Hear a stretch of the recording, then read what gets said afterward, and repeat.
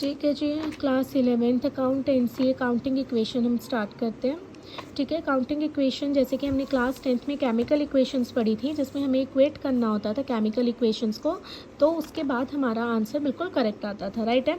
तो ऐसे ही हमारे पास अकाउंटिंग इक्वेशन है। अकाउंटिंग इक्वेशन क्या कहती है? Assets are equals to liabilities plus capital. Now what is assets? Assets वो है जिन पे हमारा लीगल ऑब्लिगेशंस है, जिन पे हमारा लीगल राइट है। इन शॉर्ट अगर वो गुम हो जाएंगे तो हमें बिल्कुल दुख लगेगा। कैश मेरा एसेट है, बैंक मेरा एसेट है, लैंड मेरा एसेट है क्योंकि मेरी अपनी खरीदी हुई चीज़ है, मेरा उस पर लीगल राइट है। बिल्डिंग मेरा एसेट है, कार है मेरे घर पे, वो मेरा एसेट है। फर्नीचर मेरे घर पे है, वो मेरा एसेट है। मेरे हाथ में पेन है, वो मेरा एसेट है। This is my notebook, this is my asset, right. Motorcycle मेरा एसेट है। चले, स्टेशनरी माई एसेट। बात करते हैं लाइबिलिटीज़ की। लाइबिलिटीज़ का इन शॉर्ट मतलब होता है लाइबल टू पे, कि जो मैंने पे करना है अभी, और अगर मैं हिंदी में बोलूँ इसको तो कर्जा।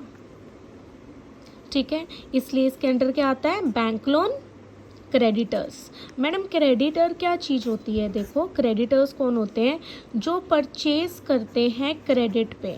मैं शॉप पर गई, मैंने क्या खरीदा? मैंने राशन खरीदा। मैं राशन खरीद के तो ले आई, लेकिन मैंने पैसे नहीं देकर आई, मैं क्रेडिट पे खरीद के लाई हूँ, उधार पे। तो उधार पे खरीद के लाई हूँ तो मैंने कर्जा चढ़ाया, तो नेम क्या आएगा? क्रेडिटर्स, क्योंकि आई एम लाइबल टू पे दैट अमाउंट। अब क्रेडिटर्स भाई है तो इसकी बहन है डेप्टर, जो कि हमारा एसेट है। क्यों है? क्योंकि आपने परचेज किया क्रेडिट पे तो आपने कर्जा चढ़ा लिया, वो आपकी लाइबिलिटी होगी। लेकिन जो सेल कर रहा है क्रेडिट पे, उसके लिए तो वो एसेट है ना, क्योंकि उसने पैसे लेने हैं और उन पैसों पे उसका लीगल ऑब्लिगेशन है, लीगल राइट है, क्योंकि उसने आपको सामान दिया है, उसने आपको गुड्स या सर्विसेज दी हैं, उसके बदले में उसने पैसे लेने हैं। तो डेप्टर कौन होते हैं? एसेट होता है, because amount is yet to be receive. जब हम सेल और क्रेडिट करते हैं तो हमारे पास आते हैं डेप्टर्स। जब हम परचेज क्रेडिट करते हैं तो the title mention will be the creditors under the heading liability. ना व्हाट इज़ कैपिटल? हम कोई भी बिजनेस स्टार्ट करते हैं, चाहे छोटा बिजनेस स्टार्ट कर रहे हैं, चाहे बड़ा बिजनेस स्टार्ट कर रहे हैं, what ever the type of businesses, right. तो उसमें जो भी हमारा पैसा इन्वेस्ट होता है बिजनेस स्टार्टअप करने से पहले, राइट। आपने कोचिंग सेंटर ओपन कर लिया, आपको क्या चाहिए? कंप्यूटर चाहिए, चेयर्स चाहिए, टेबल्स चाहिए, उसके बाद आपको बोर्ड्स चाहिए, आपको इलेक्ट्रिसिटी का ट्यूब लाइट्स चाहिए, आपको फैंस चाहिए, प्रिंटर चाहिए।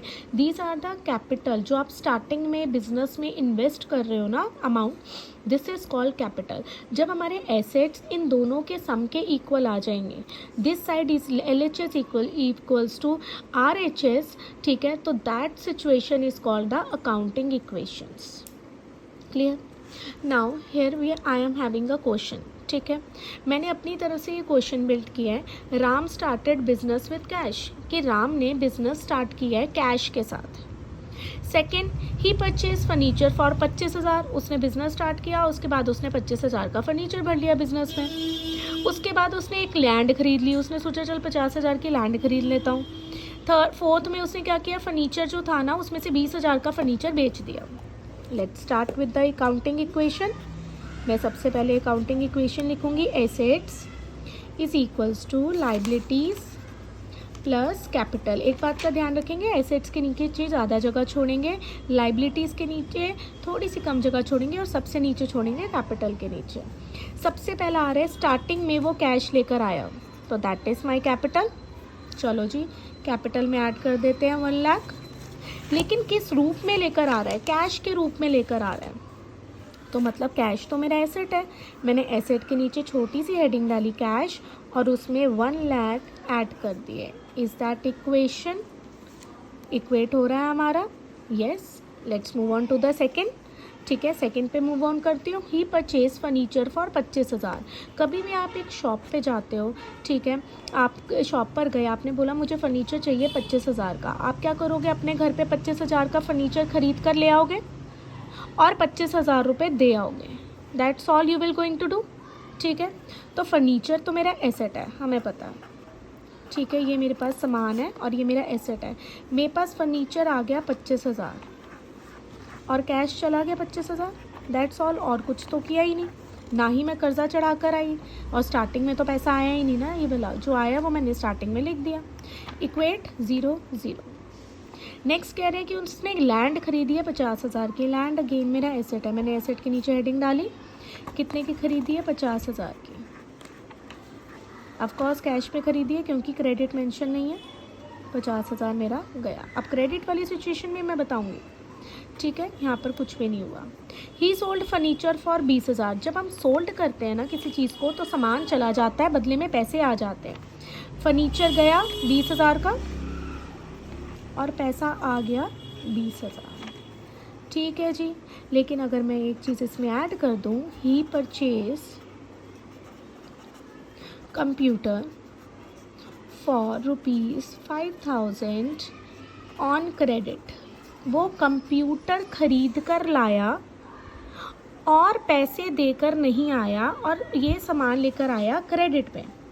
तो परचेज और क्रेडिट नाम देखते ही मेरे कान खड़े हो जाएंगे क्रेडिटर्स, जो किसके नीचे हेडिंग डलेगी? लाइबिलिटीज़ की। मतलब मैंने क्या किया, कंप्यूटर तो मैं ले आई, कंप्यूटर मेरा एसेट आ गया घर पे या बिजनेस पे, ठीक है जी। कंप्यूटर तो मैं ले आई 5,000 का, लेकिन मैं पैसे नहीं देकर आई, so it will not be going to deduct from the cash. मैं क्या करके आई हूँ, अपने सिर पे कर्जा चढ़ा कर आई हूँ। तो परचेज क्रेडिट क्रेडिटर्स, जो कि कहाँ पे डलेगी हेडिंग? लाइबिलिटीज़ के नीचे। तो कर्जा चढ़ गया तो प्लस कर दिया, जब पे कर दूंगी इसको तो माइनस कर दूंगी, ठीक है जी। ये हमारी परचेज एंड सेल वाली ट्रांजेक्शन्स थी कुछ।